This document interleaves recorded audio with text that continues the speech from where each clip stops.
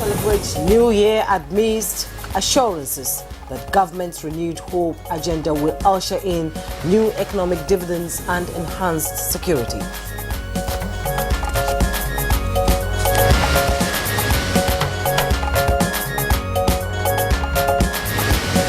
North Central governors intervene in security situation in Plateau State.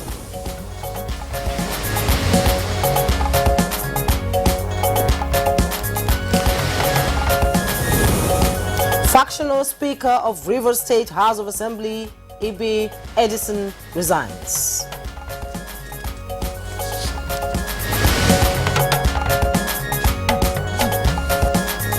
And on Good Morning Nigeria today, we shall take a look at President Tinubu's New Year broadcast, as well as the passage of the 2024 appropriation bill.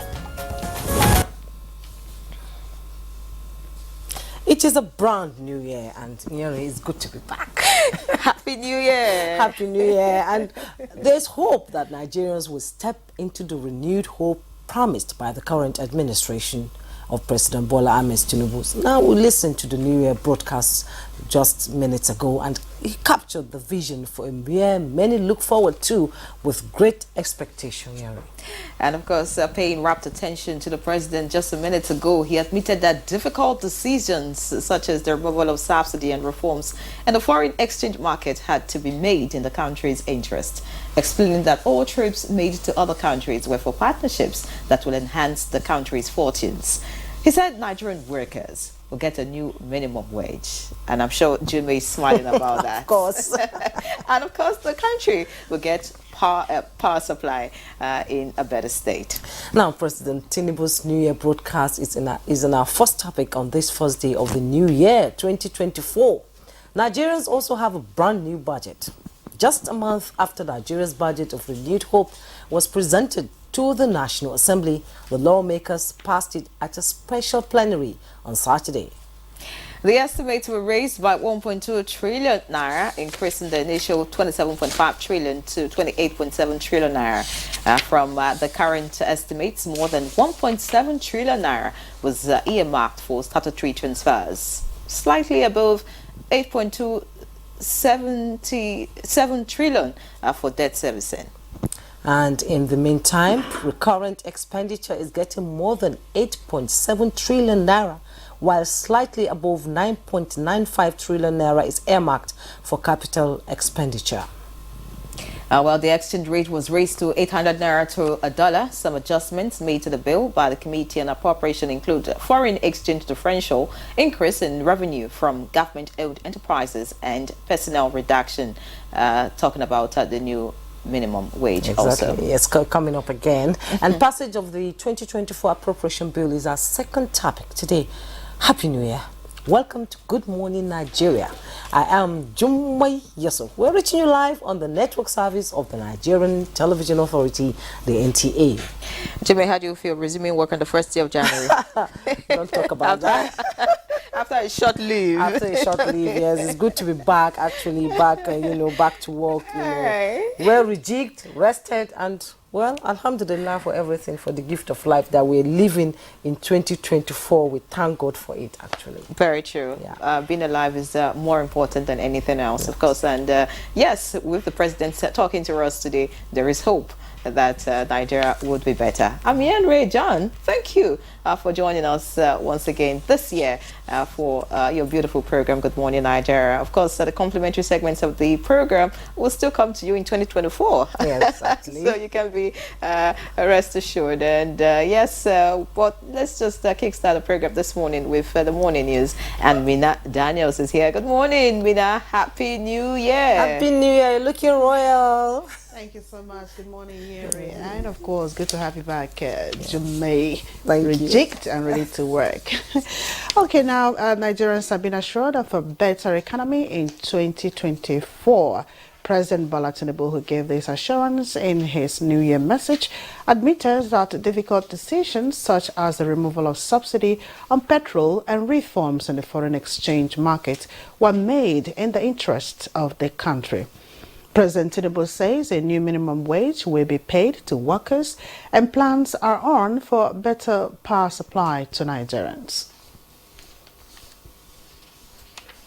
Speaker of the House of Representatives, Tajuddin Abbas, says Nigeria should expect a notable difference in budget implementation once President Bola Tinubu signs the 2024 appropriation bill into law. The Speaker, who paid a Yuletide homage to President Bola Tinubu at his Lagos residence, believes that the 28.7 trillion naira harmonized budget passed by the National Assembly on Saturday will define Tinubu's administration as people-centric. We didn't cross-check, we didn't scrutinize, we didn't make inquiries as to what it requires for it to make the desired impact to the economy and to the people. So I assure you, by the time the 2024 appropriation is signed into law and we start implementing it, Nigerians will see the difference. Governors from the north-central part of the country have decided to intervene in the recent crisis leading to loss of lives in Plateau State towards finding a permanent solution. Nasarawa State Governor and Chairman, North Central Governors Forum, Abdullahi Sule, and his counterpart from Niger State, who were among the guests of President Bola Tinubu in Lagos, told State House correspondents about their decision. Governor Sule said that the governors will meet with the victims and other critical stakeholders involved in the Christmas Eve incidents. To use the opportunity also to talk to some major stakeholders and major actors in these issues of the plateau, and this is not the first time. So I think Mr. President wants to know more details about it, and I'm sure that the Vice President visited and he was able to get a lot of information, and we are also going to visit and we will talk to probably different kind of people, at the different level, and we'll be able to get more information that will fit Mr. President with for him to take proper action about what is happening on the plateau. And in Rivers State, the factional Speaker of the State House of Assembly, Ehi Edison, has resigned. In a letter addressed to the INEC Resident Electoral Commissioner, he explains that his resignation began on the 29th of December 2023. In a swift operation, the Kogi State Police Command, in collaboration with the military and local vigilantes, rescued 24 kidnapped victims abducted along the Ajekuta-Adogo-Okene Road, including students and staff of Comprehensive High School Ajekuta.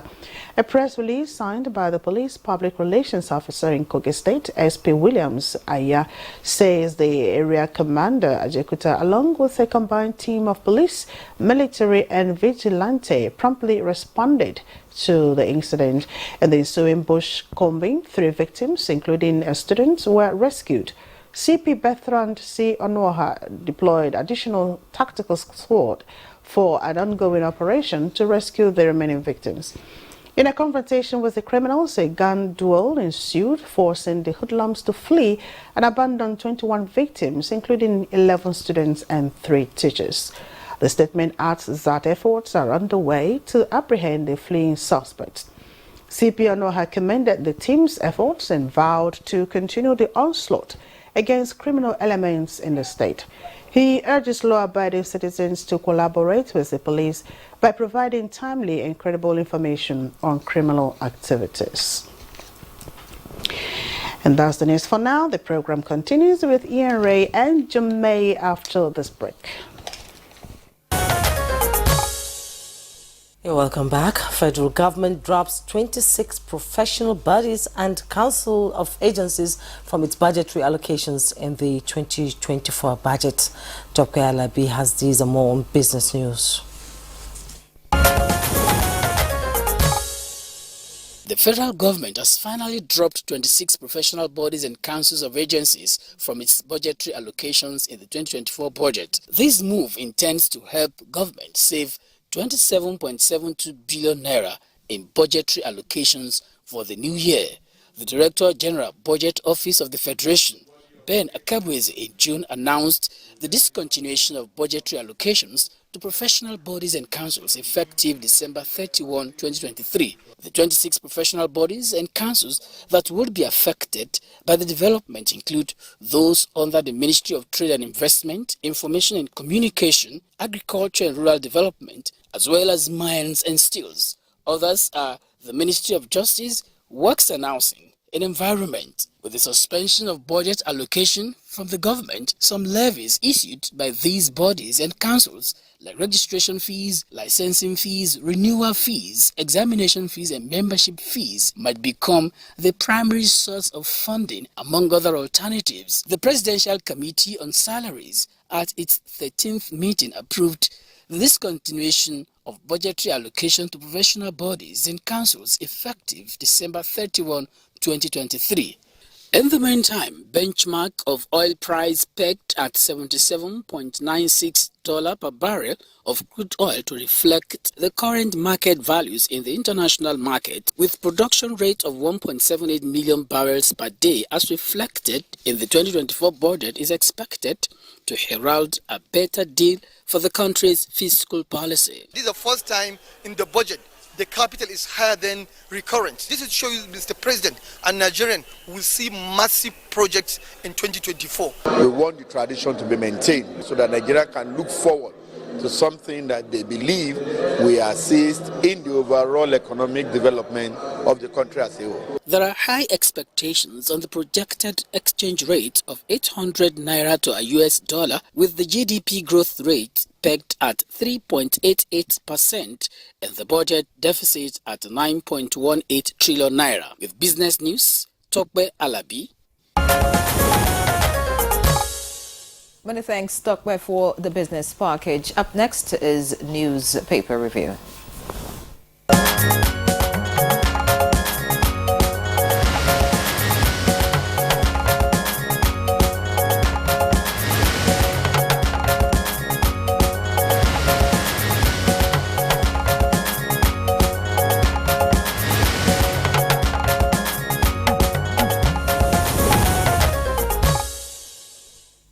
And we have some papers this morning to review. We're beginning with, which one are we beginning with, Yuri? You begin with the blueprint? Okay, that's fine. Looking at the front page of the blueprint now, we'll take just some of the headlines. The lead story here says Tinubu's New Year message. That's the kicker.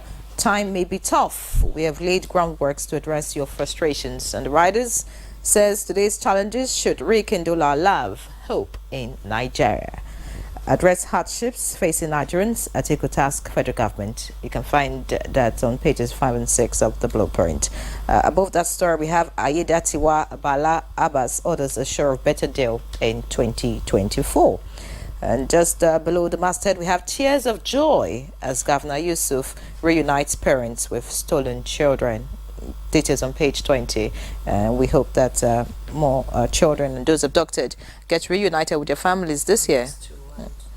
The rescue mission has been so far so good. You know, we've been able to rescue some children, and I believe it's an ongoing process by the military operatives, and we wish them all the best in 2024. May God not allow any children to be kidnapped or abducted by these insurgents. All right, we hope so. And just looking at some more stories on the front page of the blueprint now, we have security of Southern Kaduna, my top priority. That's according to Governor Sani. And finally, we will ensure a living wage for Nigerian workers in 2024. There's a need to, repeat that headline as many times as possible, Jume. Please keep harping on that. All right, that's credited to the NLC. Yes. Workers' welfare shall remain Tinubu's top priority, according to the APC. And we have counters. PDP says December salary never delayed. All right. It depends on what your account balance is at the moment. Anyways, looking away from the blueprint, now looking at the Daily Trust newspaper, the lead story here says, now, Tinubu to Nigerians, of course, the broadcast today leads the headlines in all the papers this morning. And, of course, it says, I'm aware of your frustrations. Says everyone will feel government's impact. Shows us clear direction of your policies, Atiku tells President. Nigeria lacks good leadership, coming from Obi. Akpabio, governors urge Nigerians to keep hope alive. APC appeals for patience. PDP asks citizens to defend democracy. Above that story, we have, we can't watch drug abuse destroy Nigeria's future. That's credited to the past former President Buhari there. And Speaker loyal to Fubara resigns from Rivers Assembly. Details on page 7 of the Daily Trust. Away from that, we have a dust over imposition of VAT on travel agent service charges. Dust over imposition of VAT on travel agents service charges. Details on page 24. That will increase the price of flights, international flights especially, and honestly, and that won't be good. that won't be good. And 6 killed, 20 injured in Niger road crashes. Details on page 6. And then there's a beautiful story here. I like the picture. I wish we could just pick some things from the tomatoes and pepper and the meat. We have a beautiful picture here of shoppers at Utako Market yesterday ahead of the New Year celebration. Yes, let's quickly go to the leadership newspaper. We sort of have a different front page here, and just above the masthead we have Plateau killings. Atiku North Central elders demand justice. You find the details on page 31. And no plan to raise electricity tariffs. That's coming from NAC. You find the details on page 26. And below the masthead, Naira suffers fall, loses 96.55% value to the dollar. You find details on page 7. Issues government failed to resolve in 2023. You want to find out about that? You go to page 7. Tinubu governors promise rosy year ahead amid hardship. That's details on page 4. And we have kickers. I took difficult decisions to save Nigeria from fiscal catastrophe. That's coming from President Bola Ahmed Tinubu. Outlines plans to improve power and fuel supply. Tax opponents orders in nation building. And the side piece, we have leadership announces changes in cover prices, I believe. That's in 2024. Investors reap 13 trillion from capital markets in 2023. Details on page 25. And 1,000 arrested over drug offenses in Kano. Details on page 21. NAFDAC slashes processing fees for local goods. You find the details on page 18, and the picture story is the Happy New Year in 2024. That's about what we have in the papers this morning. And NAFDAC slashes processing fees for local goods. I think that's a good one going into 2024. I think maybe it might reduce the cost of some of these local goods we have, even if it's for export. And yes, I think it's a good story. And talking about these drug offenses in Nigeria, it's really taking its toll on the nation, and the younger generation more especially. It's a devil. They call it the devil's sweet. That's what they call it. And I believe government is all out to make sure that they nip it in the bud. Very important. Yes, there's this jingle, about this drug abuse. Yes. I don't know if you've seen it. The one from NDLEA. Yeah, from NDLEA. Yes. And then the last actor in the jingle said, "You're not the one using drugs. Yes. Drugs uses you." Yes, drug uses you. So and 2024, it will be important, for people to, usually at the beginning of the year like this, people have New Year resolutions. Yes. Trying to be a better person. For those who are into it, who it will be a good resolution if you decide to stop it. It's for your future, and then of course it saves you from a lot of financial drain. And if you can't stop it yourself, you can talk to somebody. You can go, rehabilitation centers. Yes. They're all out there, and don't feel that you'll be stigmatized. Go there, talk about it. Some of them start taking these drugs from illness, painkillers. Then they now progress into hard drugs. I believe the government is setting up so many outlets so that you can be able to go talk to a professional and find ways to sort of, get off it. It's a good one there. Very true. I'm talking about your first, comment about slashing prices. We just hope that every other good in the market experiences is slashing prices. Exactly. Don't you agree? Yes, indeed. So we'll take a break now. When we return, we told you earlier we have 2 topics to discuss. We'll be talking the president's speech and budget 2024 passage. We'll be right back. Don't go away. All right. Welcome back, Jume. Yes, welcome back. President Tinubu spoke this morning, reassuring the nation that all plans to protect lives and property as well as revive the economy are on track. And we have some guests joining us to discuss this topic. First of all, we'll be joining our guests from our Kaduna studio, Professor Yushau Ango, Deputy Vice Chancellor Academics and Professor of Finance and Entrepreneurship, KASU. Thank you so much for joining us, sir. Good morning and Happy New Year. Good morning. All right, many thanks, Yushau Ango there. And from our Lokoja studio, we have Professor John Alabi. He is the Dean Faculty of Management Sciences, Kogi State University, Ayigba, and President, as well as Chairman of Council Institute of Classic Entrepreneurship, ICENT. You're welcome to Good Morning Nigeria.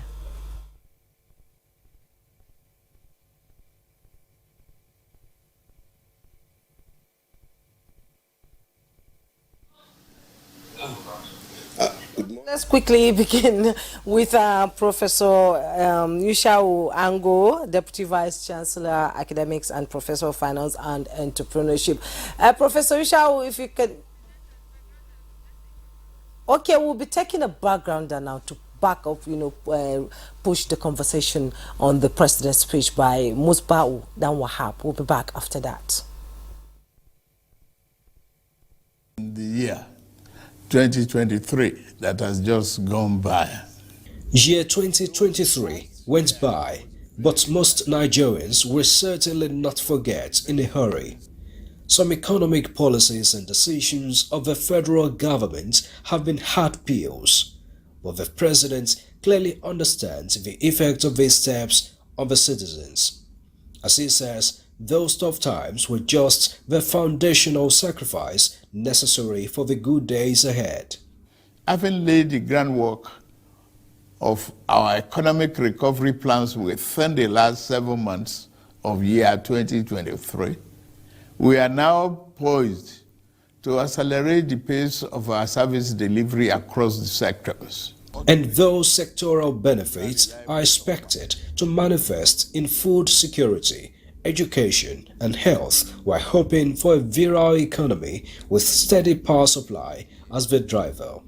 Other power installation projects to strengthen the reliability of our transmission lines and optimize the integrity of our national grid are ongoing across the country. The recent carnage in Plateau State came as a blemish on the otherwise improved security situation in the country, but the Commander-in-Chief of the Armed Forces maintains that security remains one of his administration's top priorities. Silently, we have worked to free captives from abductors, while we can't beat our chest yet that we had solved all the security problems. We are working hard to ensure that we all have peace of mind in our homes, places of work, and on the roads. As the government races against time to ensure a fair and equitable society, the President expressed his resolve to also remove any hurdle along the path to making Nigeria a destination of choice for local and foreign investments. And based on the parameters set for performance of his administration, President Tinubu is certain that the evaluation will begin henceforth. Within the first quarter of this year, ministers and head of agencies with a future in this administration that I lead will continue to show themselves. And while his government continues with effort to deliver good governance, the President is equally asking for support of all Nigerians to make the common aspiration of a greater Nigeria a reality. I extend this call to my political opponents in the last election. Election is over. It is time for all of us to work together for the sake of our country. Now, with the arrival of year 2024, President Tinubu wants Nigerians to look into the new year with renewed hopes and for the gains of the pains in the past. All right, many thanks, Musbao, for that report there on the broadcast about the president. We're ready to fire now. Our guest with us has already introduced. We have two professors with us. So I'll just begin with Professor Yushua Ango, who is in Kaduna. I'm sure you listened to the president this morning. I'd like to just find out your thoughts about that speech. Do you think it captures the yearnings of Nigerians at this point in time, considering all that Nigerians went through in 2023? The president, I listened to the speech, and the president, in his usual character, what he did was actually to talk to Nigerians. He came to the level of Nigerians. He empathized with Nigerians. He understood the changes that are taking place and the difficulties that the average Nigerian is facing, especially with regards to inflation and higher cost of living. He mentioned that the inflation rate is about 28% now. Like I said, came to our level and he spoke to us passionately, reassuring Nigerians, including those who are in doubt, that his agenda, which is the Renewed Hope agenda, is still on course, that the difficulties will be temporary, that with commitment, and focus, then we'll be through with all this, and that at the end of the day, despite the suffering and the challenges, we are likely to see better days to come. That is what the speech encompasses. Particularly, he mentioned efforts that have been taken with regards to food security. The challenge or the concern usually comes first with food. And he's talking about growing crops by additional 500,000 hectares. The irrigation schemes that was launched in Jigawa State and things like that. And now then he assured us also of better power, to expect better power, from the national grid, especially with the continuation and maybe faster acceleration of the implementation of the arrangement with the German company, that was started in 2018. So that was a guarantee. And then there are other things, that he said. All of them, trying to reassure Nigerians and give Nigerians hope, and trying to show Nigerians that he's aware of the difficulties and the challenges that we all face all over the country, but that these are going to be temporary, and that at the end of the day, we are likely to see better days ahead. So, the president has been emphatic on the fact that the government itself cannot do it alone. Now, let's bring in Professor John Alabi. From May 29 to today, this president has given like 5 speeches, and every time he talks about coming together, all hands being on deck to ensure that this country moves forward. Government alone cannot do it alone. And in this speech, he's calling on his opponents who lost in the 2023 election to come together so that they can work, bring in their ideas on the table, and ensure that they work on it so that Nigerians can feel the impact of democracy. And let's have your views on his kind of body language, and how he's talking to Nigerians to ensure that Nigerians know and feel that he's empathic and intends to change the narrative this time around.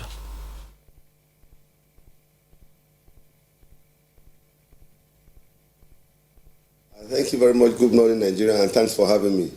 I want to sincerely believe that this speech of Mr. President is very all-encompassing. I see the speech in 3 perspectives. He realized that he was elected for a purpose, and the purpose is to better a lot of Nigerians. And he moved on to look at what he has done in the last 7 months.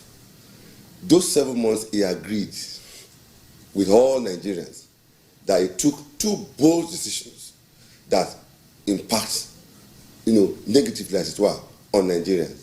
And he was not playing to the gallery. He said, yes, I had to do the first study removal. I had to do my fiscal policy reform on foreign exchange for a reason, taking us to where he was coming from. He now connects his position to the Nigerian people. Yes, he's live as a senator, as a governor. All he has to do now as president is to better govern people. So he realized that policies have effect on people, but that they are just teaching periods. So he appraised the 7-month period that he has done all with a sincere purpose. He has done all with integrity. But along the line, the policies are rubbing off negatively, particularly when he mentioned the issue of inflation and underemployment. I connect with him. The budget says 21%, we have 28%. He realized that. He is aware as a boardroom man, he's aware as a politician, he's also connected with poor people. Now he said, if I must address this issue, please give me time, let's see what the next 6 months will look like. Then he reiterated those 5, 6, 7 areas that are key. I am going to work, by the grace of God, on the power sector. And you know what power sector means for businesses, for small-scale businesses. He said, we are working on that seriously. He also connected to the issue of refinery. Our local refinery will be on stream. Port Harcourt will be ready, and Kaduna will follow. If you have fuel availability and the cost perhaps relatively low, then business will grow. He moved on to say that, yes, I am aware and conscious of the fact that food is number one thing about Nigeria. And I said, we are going to cultivate 500,000 acres of land across Nigeria. If that is done transparently and honestly, it will rub off on Nigerians. Agriculture provides employment, agriculture provides food, agriculture provides raw material for industry. It has wide multiplier effect, knowing very well we are an agrarian nation. Don't mind the oil or the black gold we have, we still have land. He said, apart from that, taxation, fiscal reform will come on board. You will work as individuals, but you must be ready to be part and parcel of it. The rich will make rewards, the poor will also work and make rewards. He also mentioned the issue of business environment. He said, I've been going out of the country. My message is simple. Let's have investment in this country. We'll create the environment for everybody to thrive, wherever you are. And one thing that I also see in the speech is the issue of monitoring and evaluation. Nigeria have never been bereft of policies. We have fantastic policies. We've been talking about implementation. He has told the minister, you will have to give quarterly reports. Perhaps I will want him to go a step further. Give and sign a letter of resignation. If you don't deliver, you go out. Because the point is simple. Nigeria wants development. So with all this, I think he is on the right track. And above all, he said he's prepared to serve. Integrity is one thing. And he's called on all Nigerians. I love the part he said about the opposition. Elections are over. Patriotism should be on the front burner. Let's come together and join Mr. President to deliver Nigeria from the quagmire of poverty, underdevelopment. This nation will not fall. This nation will rise.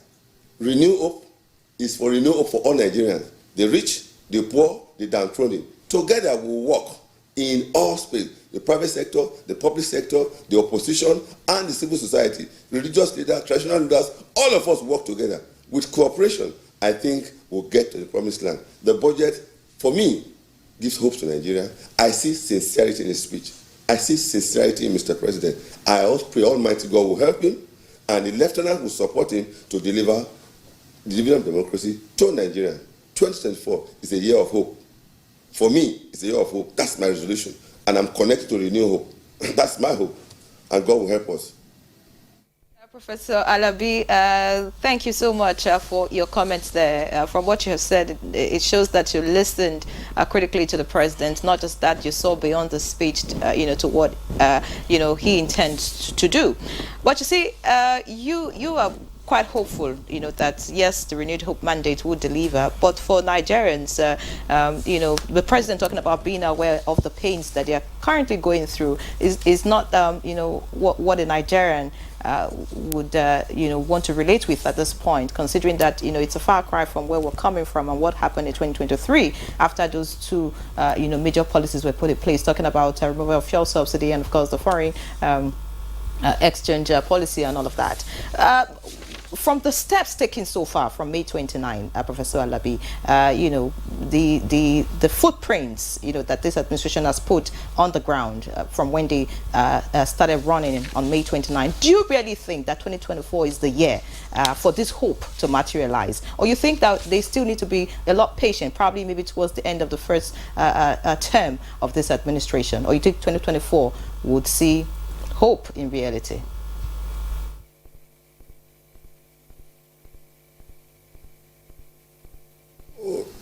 Thank you very much. I want to say this, that in reforms and in development, there are phases.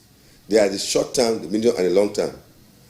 There are low-hanging fruits and quick wins that we will continue to see in the next 6 months. I know very well. You see, the government is looking at a holistic of all projects for unemployment, for the youths, for agriculture, for power. Some of them are low-hanging fruits, and government will do something to do that. I expect to see that by the time we have the 1-year anniversary of the administration, some of the dividends of democracy we claim for will continue to materialize. I want to say that some are long-term in perspective. Look at the issue of fuel subsidy removal. It is a rescue from the cabal, from the people enjoying the development of this country. Now we have wrestled that from their hand. Now what we need to do therefore is, as we go along, low-hanging fruits should be concentrated on. In agriculture, we want to have it. In employment, we want to have it. In power sector, we want to see improvement. We want to also see in welfare for citizens, particularly the workers. Those policies that have been initiated, the 3 months payment, the 6 month payment, those things should come to cushion the effect as we go along. You see, reforms have so many effects. There are the intended effects and the unintended effects. So as you go along, you will mitigate those unintended effects. But for me, I believe that the majority of Nigerians will be patient with the president, but I know very well that in agriculture, we start seeing dividends. In unemployment rate, we start coming down by our social intervention program. The security issues too, we have a long-term perspective, but the short term is that we want to walk around. I want to see the refinery working and marginal decrease, as it were, in the fuel price. We want to see our private sector, the building industry, cement industry, following the line of BOA, making a reduction. With the Dangote coming on stream, it's not a guarantee that price will crash, but then we want to see a minor reduction. Then, of course, social welfare. The government should make sure that those policies are getting to the people. The salary package, 35,000 naira for 6 months, let it come on board. Institutions of higher learning who are under PPS, they have been removed now. So institutions can do employment at that lower level. You reduce the tension in the nation and we can see dividend. I have a strong belief that Tinubu is an astute administrator. Tinubu is not interested in amassing wealth any longer. He has a legacy to leave for his children and children unborn. So what we need to do now is to have the lieutenant. I'm just craving and I'm begging God that this lieutenant he has chosen, they are nice people. I've met some of them. I've had some of them. They should walk their talk and help this country to move faster. Set the template in the next 3 months. What do you want to see? In the next 6 months, what do you want to see? And connect back to Nigerians. Tell them, this is what we have done in this area. Let's see it. And if we work, we'll move on. But there are long-term issues that we cannot fix, for instance. But then that will take a year, 2 years. They are medium term. But within the budget cycle, within the fiscal responsibility paper we have, 2004 MTF, 2004, 2006, I think we will have a result. I am optimistic. Let's keep it alive. Let's support Mr. President. Those who are criticizing Mr. President, go on criticizing. But where you think he's doing well, don't fail to say thumbs up, go ahead. That's all we need. All right? As a professor and a business person, I'm a consultant. I believe sincerely that we need to support Mr. President. People should come forward and offer service. free of cost to Mr. President. I'm looking for that kind of opportunity where you offer a service without pay. Yes, it's this Nigerian nation. Alabi, I love your optimism there, and you're so optimistic that this present administration will work for Nigerians, and from every aspect since May 29th we've noticed it, but still the effect of the subsidy removal and the finance reforms have still being felt by Nigerians. Let's bring in our guest Yusha Ango, Professor Yusha Ango, into the discussion. You've listened to Professor John Alabi talking about President Tinubu making sure that whatever he said he's going to walk the walk. And it's a first, talking about his lieutenants. It's a first in Nigeria where a president said that there will be monitoring and evaluation of the work of the ministers and the heads of agencies in Nigeria. It's a first in Nigeria. Signing your resignation, and if you feel you cannot perform, you cannot give a good output, you resign. And what's your take on that? He still reiterated it in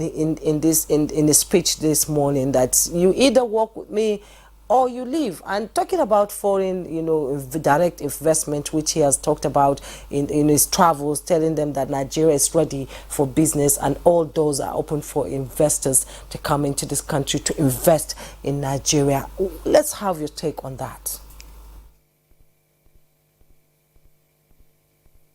Certainly, a major highlight of the speech was the mention of the department that he created to monitor the strategic performance of government. I think that was a very good move, and that is to keep everybody on their toes, those who have committed or who have accepted to serve in the government. I believe that is something we need in this country, so as not to lose or to go or to somehow leave the trajectory we set for ourselves. So certainly for this government, that will be a major focus. And I believe the person that is there obviously is somebody that can do it.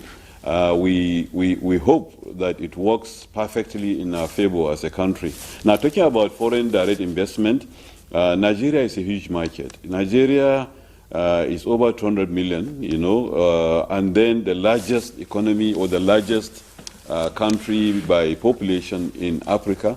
So it's a huge market, and globally there is a lot of capital that is available, for investment, and they are looking for where to invest. And Nigeria certainly, especially considering the African Free Trade Agreement, which has been signed, which is in force, I think Nigeria will be a very good market for investors. And I believe our leaders have been doing the right thing, promoting the Nigerian project, promoting Nigeria ready for investment, especially in various fields. We need a lot of investment in the oil sector, especially in the gas sector. We need a lot of investment in the manufacturing sector, even though, of course, of recent, we have seen some multinationals leaving the country. They could not probably go along with the changes that are taking place, especially in the foreign exchange market. But we need a lot of genuine investors to come into Nigeria, to invest in Nigeria. And with the improvement, hopefully, that is coming up with on the power, on the energy sector, there will be a lot more, for them to come in. And then with improvement in security, I think that will give them a lot more confidence. And these are the kind of things that we need to do. And that is why probably government is focusing so much on national security, on energy, on food. What we need more is especially for food, is processing, exporting, better standardization, and then exports. We need that, and that will grow the economy very well. And I hope, and I see a lot of attention, especially in the Asian and Middle Eastern countries, attracting a lot of investors from there. I think that is a step in the right direction. Professor Yusha and Professor Alabi, you would remain with us, of course, because we'll get into the second conversation for today, that's talking about the budget. But after the break, we'll get into the second topic. Please stay with us. You're still watching Good Morning Nigeria, and we'll begin our second topic on the passage of the 2024 appropriation bill. And our guests are still with us, but first we'll take This background report by Mitere Ikpen and Lami Ali.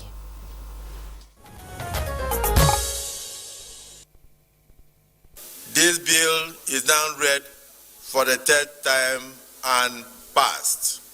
31 days after submission by the executive, the 2024 appropriation bill is now ready for presidential assent. The harmonized report from Senate Appropriation Committee was approved, which contained an additional 1.2 trillion naira. The closely and harmonious appropriation process, the executive forwarded requests for additional funding and some item of expenditure to the committee, which were not included in the bill as submitted by the executive. There was also adjustment on the exchange rate. It's now 800 naira to the dollar against the proposed 750 naira. President of the Senate, Godswill Akpabio, reaffirmed commitments of the National Assembly to engender deliverance of good governance by working hand in hand with the executive. We will continue to labor diligently to ensure that the bill is promptly transmitted to Mr. President for his immediate assent, enabling its implementation to commence on January 1st, 2024. I also wish to express my deep appreciation to my esteemed colleagues for your patience. This selfless service, I must say, exemplifies the sacrifices that the National Assembly consistently makes for the progress and development of our great nation. Meanwhile, Senate has approved securitization of outstanding ways and means of 7.3 trillion naira. The medium-term expenditure framework 2022 to 2026 was also adjusted to reflect the changes in the 2024 budget, while the 2022 to 2024 external borrowing rolling plan was also approved. We had a meeting with the GOEs. We believe that their submission is not enough, so that they have agreed to increase their revenues to 700 billion. So when you increase that, we are able to get that to 1.2 trillion, which we applied in capital. The MDS should not wait for the funds to be released. They should quickly swing into action as soon as the budget is signed by commencing the procurement planning. And my hope is that this budget will have more impact on the rural areas, especially if you look at my constituency, for instance. On strengthening it to deliver more free and fair elections and reduce the judiciary's influence on the electoral processes. All right, beautiful background there on the budget which was passed on Saturday. All right, so we get into the conversation now. We have Professor Alabi talking about Saturday last year, by the way. 2023. Okay, Professor Alabi, I'd like to begin with you. For some people, they think that the passage of this budget was rushed, and probably the work that would have been done by the National Assembly members may not be tidy, considering the time frame, just about 31 days, and then it was passed. Do you agree that the time was too short, for the passage of the budget? And then what do you make of the current budget estimates?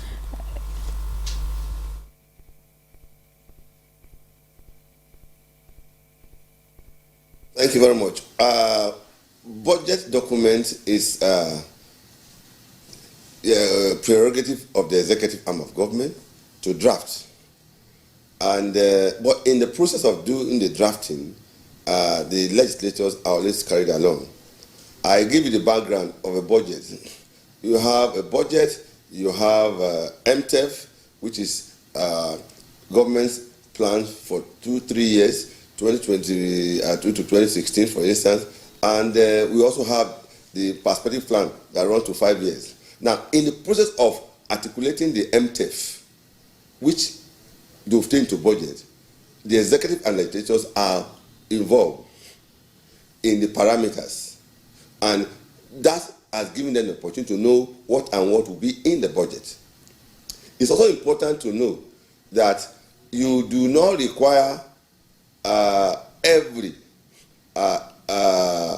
arm of the government to be part of it all through.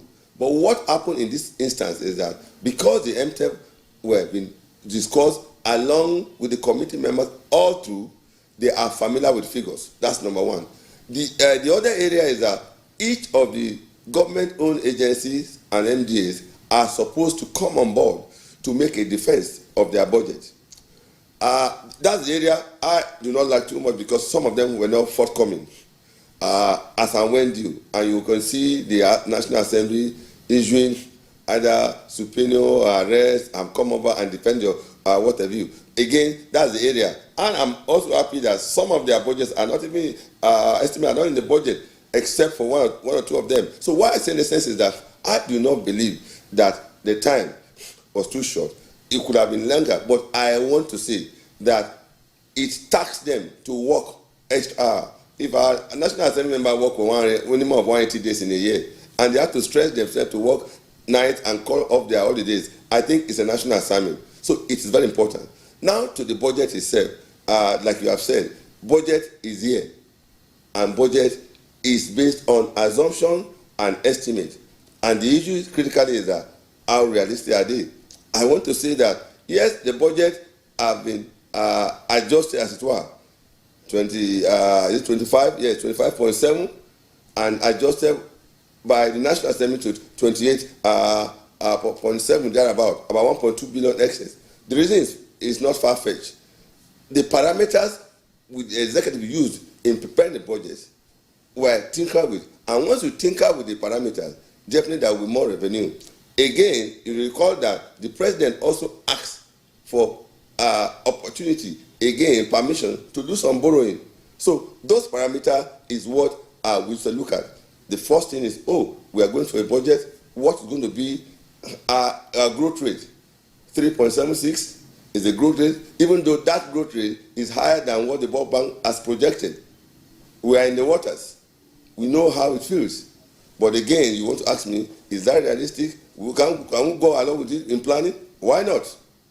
The exchange rate you just mentioned in your news, and that is very important. It was 770 or thereabout, 750, now to 800. That is an adjustment, all right, which is okay. Then we talk about even the inflation rate that we put. The assumption is 21%. We're talking of 28% now. We're talking oil production, all right? We're looking at 1.78 million barrels. I have my reservation. Maybe when I'm doing the critique of it, I'll talk about that. Because in the last 2, 3, 4 years, we have been averaging 1.22 million barrels per day. Again, the backdrop of the fact that Kaduna Refinery and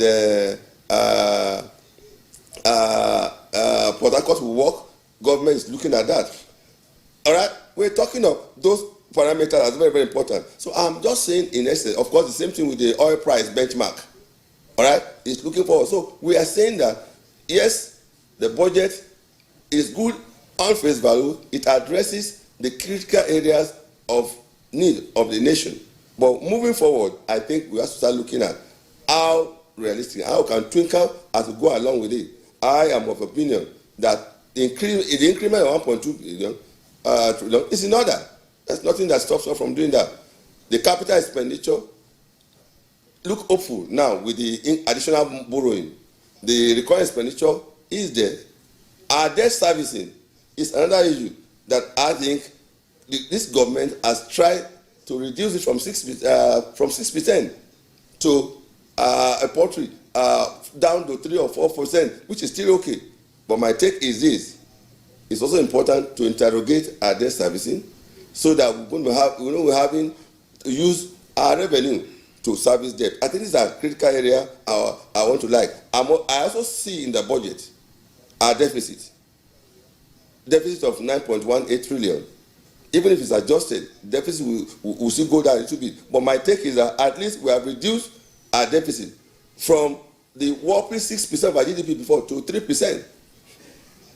Again, as a critique, we look at how we're going to service the deficit. We're going to borrow. So we have just approved another 7.8 trillion to be borrowed. All right? You can schedule your debt so you can have a breather. But the question is, how long? We're going to borrow to pay existing debt and go on. But on the whole, the budget looks hopeful. Okay, Professor Alabi, yes, indeed, the budget looks hopeful. We'll go deeper into the conversation as the program progresses. Let's now bring in Professor Ishao Ango, the Deputy Vice Chancellor Academics and Professor of Finance and Entrepreneurship, Kaduna State University. You've listened to Professor John Alabi, and I'm sure you've gone through the budget that was passed on Saturday.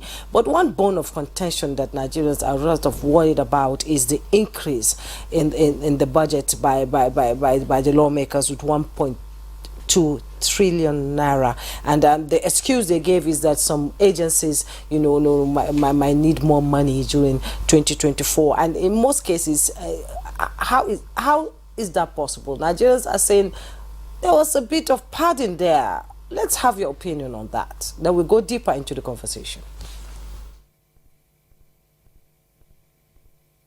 First of all, maybe perhaps let us look at the basic assumptions. For every budget cycle, there are certain major assumptions that are made.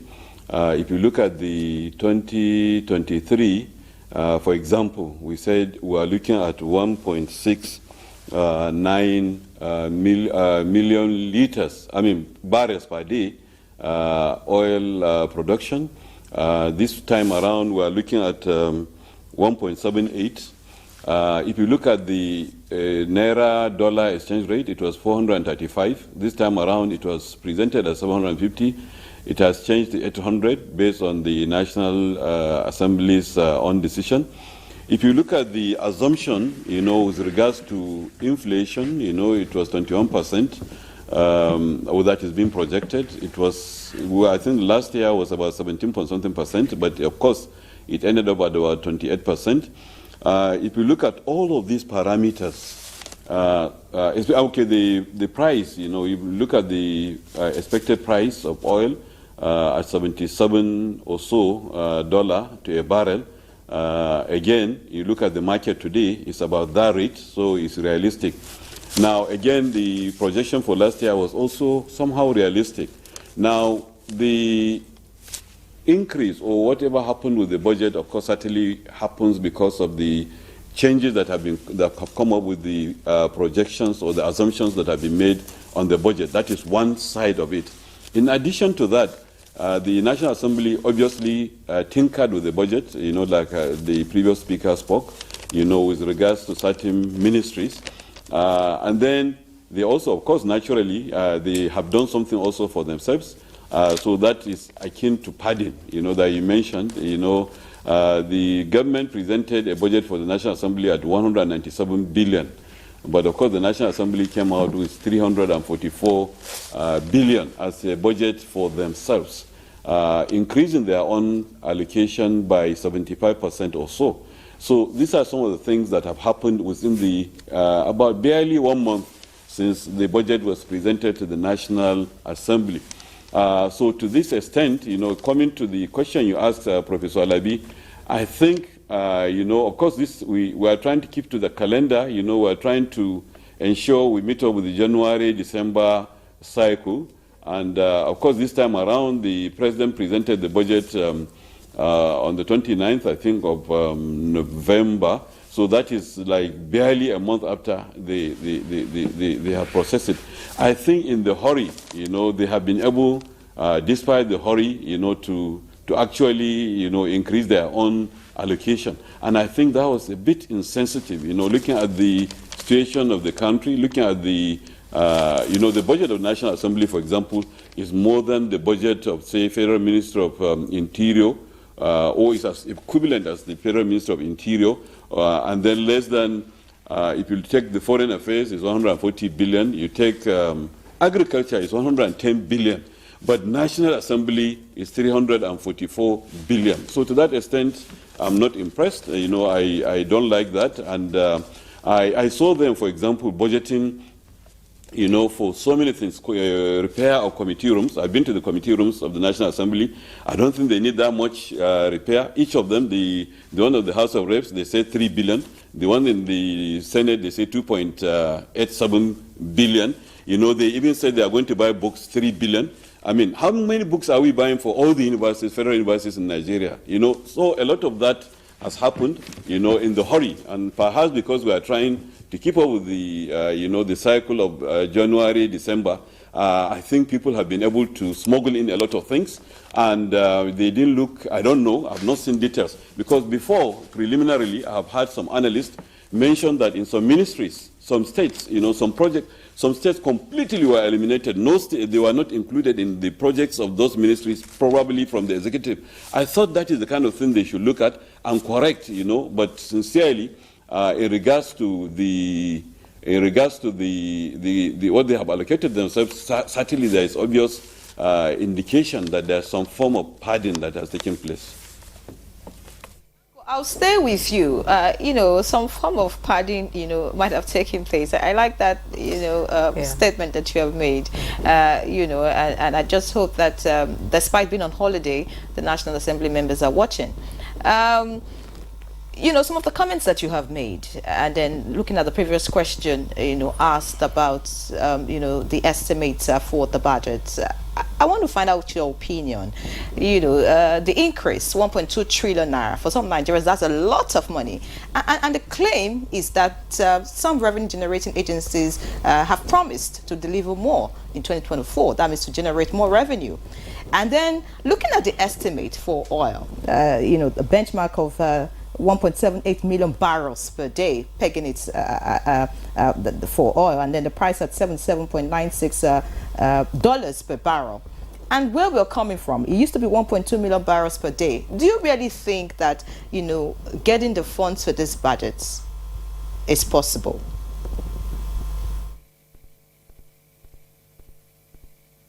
I think it's possible. I checked, just recently our production had picked up, in terms of barrels per day. We are doing, the last I checked was about 1.67, compared to 1.68, which was the budget for 2023. I think we are doing well. I think 1.78 is possible, given the policy trajectory of the government. 1.78 is reasonable. Now, as regards to the 1.2, sincerely, if you look at our budget, 28.7 trillion, is the highest we have done so far. But look at this. Now, last year, we had a budget of 21.83 trillion. And that was like probably something close to $50 billion.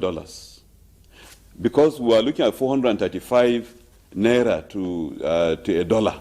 Today, we are doing a budget of 800 naira to a dollar, and our total budget of 28.7 or 0.8 or thereabout is coming to about 35 billion dollars, which is lower than our budget in dollar terms, last year. What I expected to even see, I thought we'll have a budget that is much more, because sincerely, given the fact that revenue that will come to government directly, I'm talking about oil revenue that will come to government directly will be higher, and all revenue lines will also be higher. I expected to see a situation whereby perhaps we should have a budget that is much higher. And if you compare our budget, if you compare the budget of Nigeria and the countries that are its peers, in Africa, if you look at the peers, you are looking at South Africa, you are looking at Egypt. Egyptian budget is always 3 times the budget of Nigeria.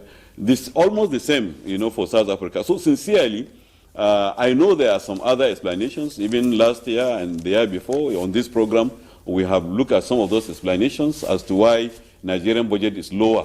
But increment of 1.2 trillion is a lot of money. The increment is not the problem. I think the way it is allocated may be the problem. I think in a lot of ways we have been very conservative, in what we are doing. We know, for example, that the price at the market, even the official markets, the I&E, is over 1,000. But we are projecting 800, which is conservative, which is okay, and we are projecting probably, to see some improvements going forward. But I think sincerely, in terms of the quantum, it's not the quantum that is the problem. I think the way it is allocated may be the problem. Where are we investing? Where are we putting more emphasis? I saw a lot of emphasis on security.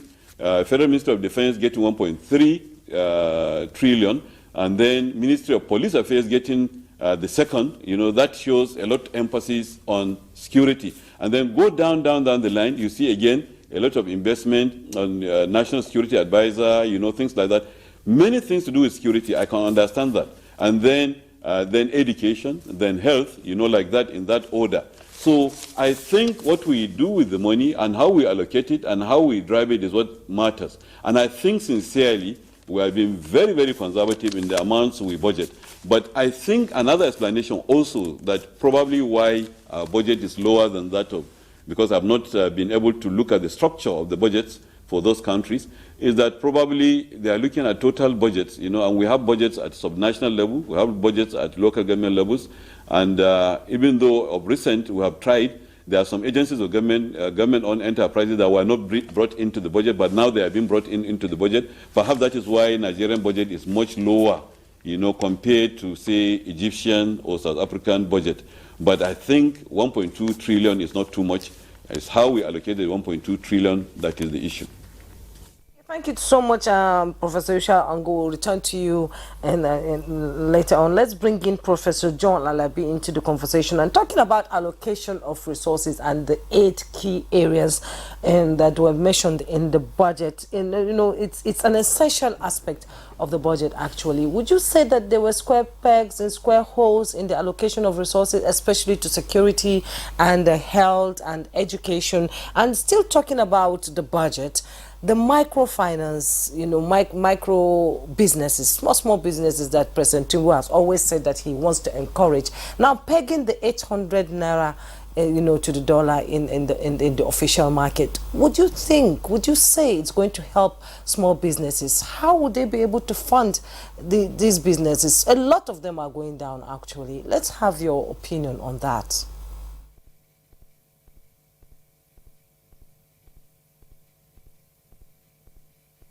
Very much. The budget, as it is presented by Mr. President, it's a working document, and we have to run with it. If you have a dream, the dream must be reduced into specific. It becomes a plan. And if you have a plan, you must set targets. It becomes, a budget that you can run along with. And it's very, very important, therefore, that we work with what we have. Having said that, the budget itself will not deliver unless we have to make it to work. I look at the critical issues we are discussing on this budget. For me, MSMEs and the small-scale enterprise, medium, micro, are the focal area for this administration. This administration is concerned with security, is concerned with poverty reduction, is concerned with the growth of businesses. And if you see all the ministers in charge of this ministry, they've been rolling out programs and policies that will address those issues. It is important to realize that whatever budget line you have, you have to articulate what you want to do and how to get there. I'm of the opinion that definitely the amount allocated to security, they must tax them to ensure that they walk the talk is adequate. I'm also aware that in the multiplier sector, that's agriculture, a lot of resources have been put in there. All we need to do is that there should be synergy of efforts among ministries. There are so many cross-cutting issues. If you want to address poverty reduction and you are empowering the youth are going to agriculture. So the Ministry of Humanitarian Affairs and Poverty Reduction should be working in synergy with the Ministry of Agriculture. If you are talking about water resources, for instance, a lot of people are involved in irrigation. These are critical areas that must work together. So the budget is very, very important in that respect. I want to say that the private sector funding is still coming in. A lot of private sector people will be interested when government gives the lead. The environment is being created by government, and that work. Talking about the exchange rate, even for me, the 750, 850 is not in tune with reality. As I speak to you now, we're talking about 1,250 to $1. So the 800 is still a far cry. I'm just hoping that our MSME sector will have access to cheap funds as they are having. And of course, they should look inwards. They should not look at procurement from external that will have to do with foreign exchange.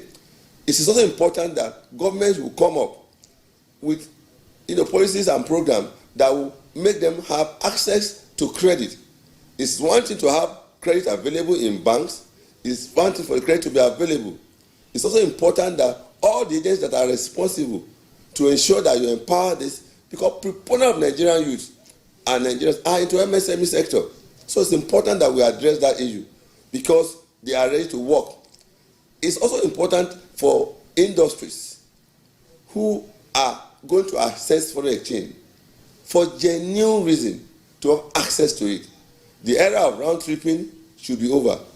The era of people moving funds here and there should be over, except you require foreign exchange for education where it is necessary, or you require raw materials or machinery that will further produce.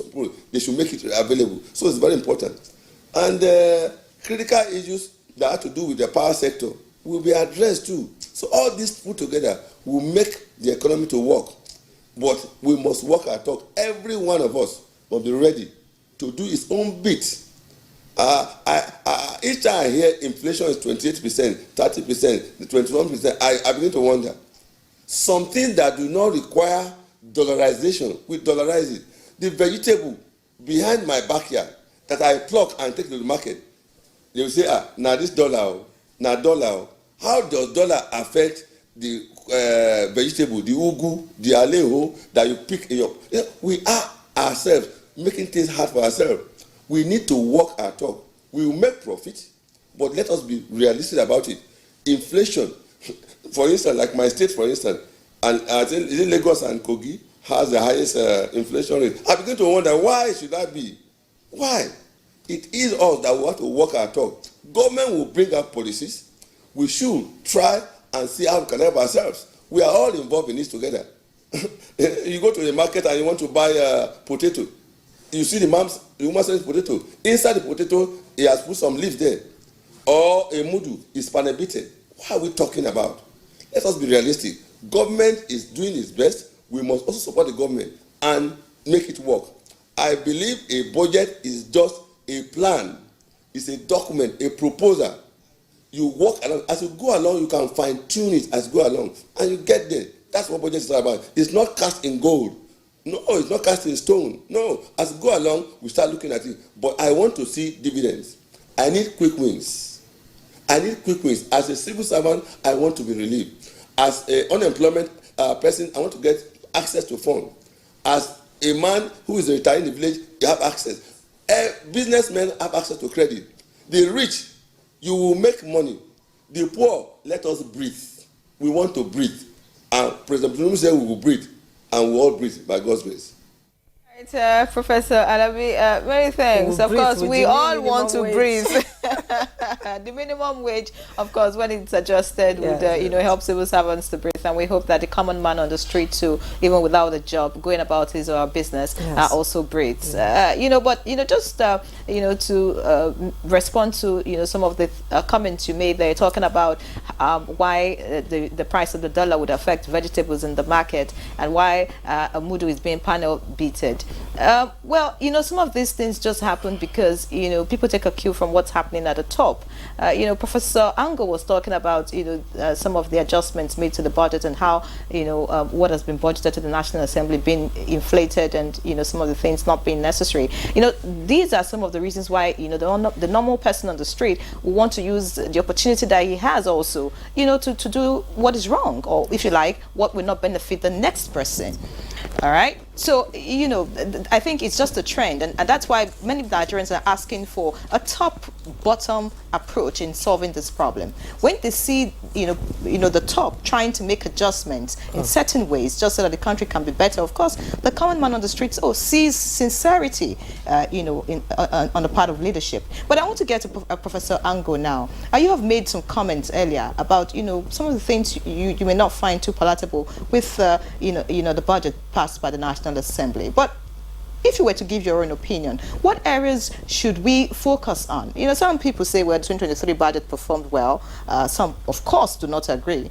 But for us to get 2024 right, what areas do you think we should give priority to? You know, Professor Ango. I believe we should give priority to security, which has been given. In fact, the order is good, you know, especially the first, which is national security. The second one, of course, is food. And then the next one will be education and then health. We are spending quite a lot of money on defense. We are spending also on police affairs.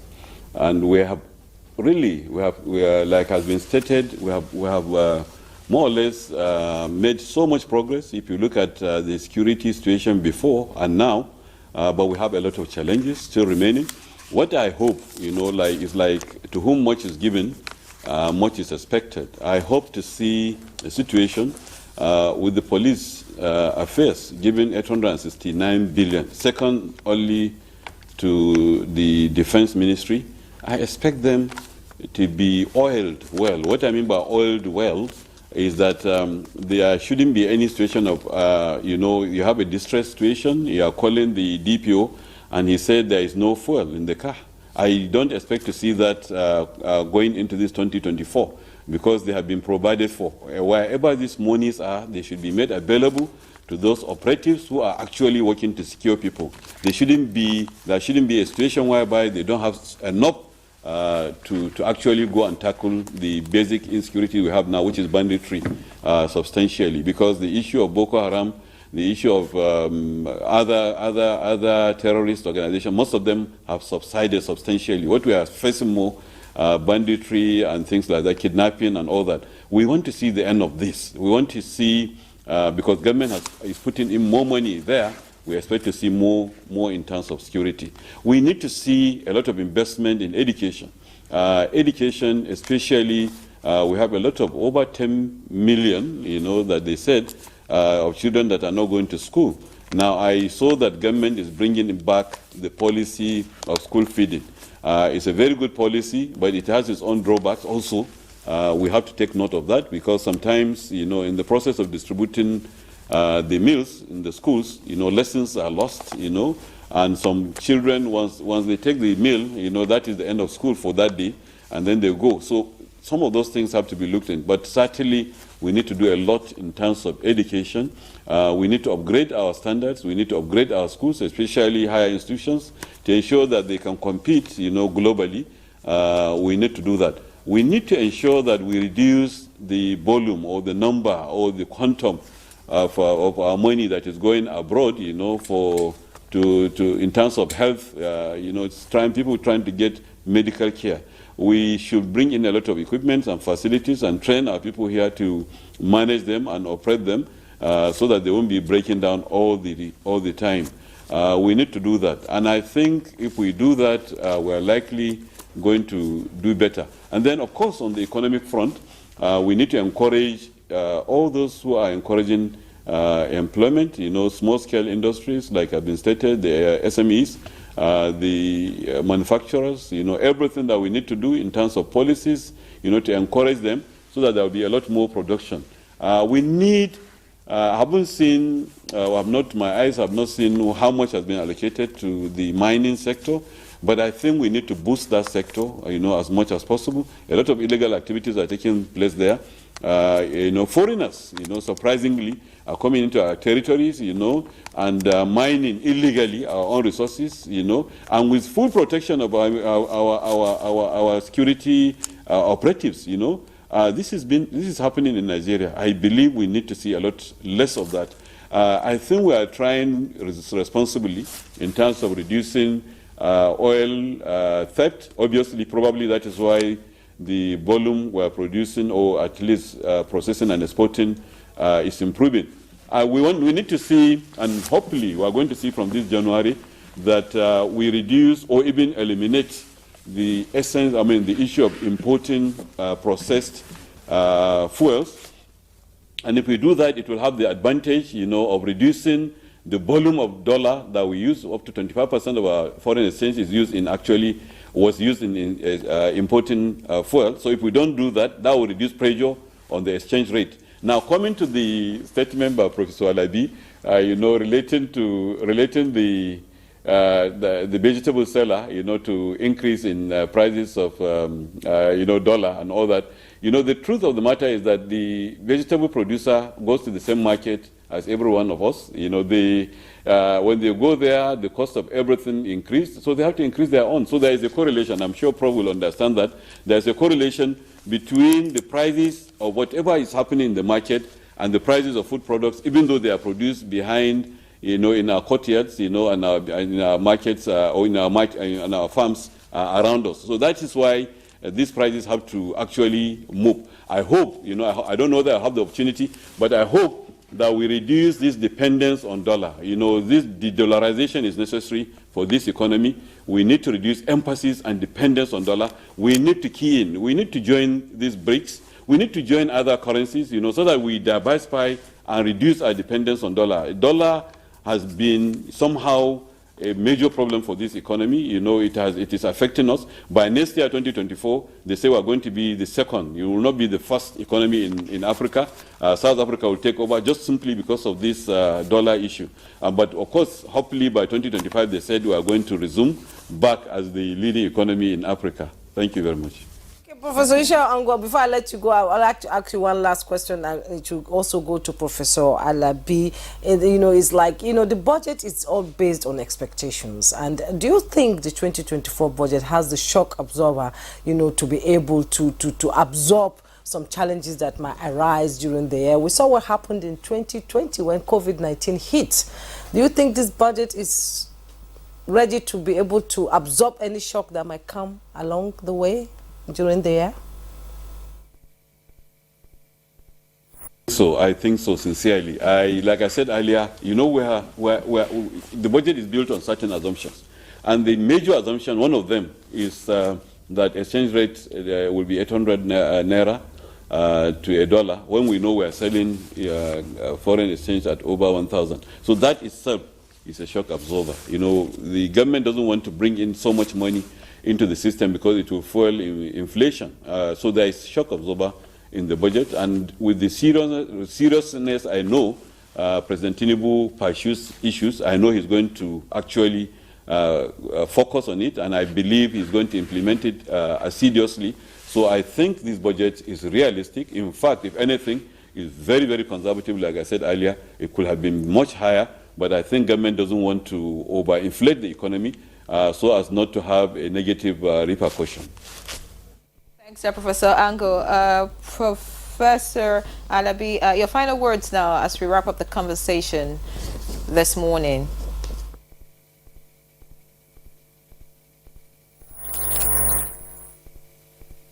Believe that this budget 2024 is realistic. It's a planning document. We have to work with it.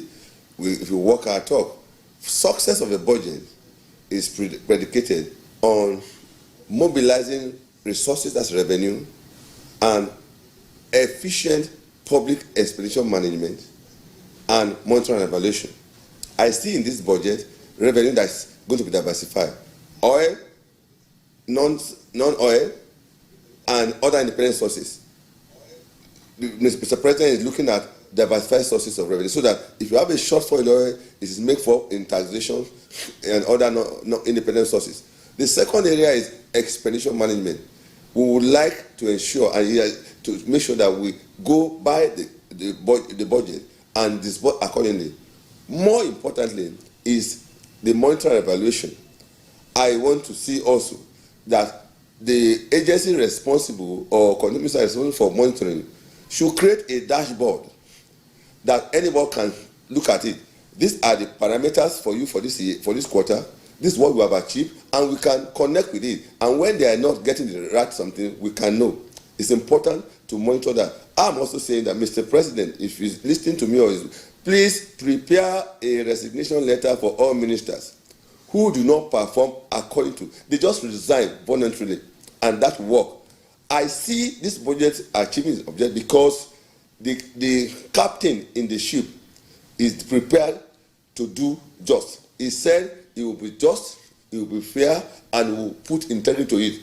All I'm asking for all Nigerians is to connect with Mr. President and contribute to their own quota. And on a banner note, the analogy I painted about the rice seller and the what do you call it now, ugu seller and what have you, I am trying to upgrade Nigerians to a level of patriotism without sense of modesty. I have an accommodation that was. Because of time, we'll have to leave the conversation at that point. Yes, we all need to be patriotic. Truly, you have spoken well, Yes. you know, for us to lift our country from the current state, of course, to a better place. Thank you so much. We'd have to end the conversation at this point. Many thanks to Professor Joshua Ango, Deputy Vice Chancellor, Academics, and Professor of Finance and Entrepreneurship, Kaduna State University. Many thanks for joining us on our very first edition of the program. And, of course, Professor John Alabi, Dean, Faculty of Management Sciences. We do appreciate your insights on the program this morning. All right, so that's the first episode of Good Morning Nigeria in 2024. I'm so excited. Sounds sweet to the ears, actually. Yes, and I just hope it will be sweet for every one of us. Thank you so much for being a part of this edition. I'm Henry John. Join us again tomorrow. And I am Jummai Yusuf. Thanks so much for watching, and compliments of the season.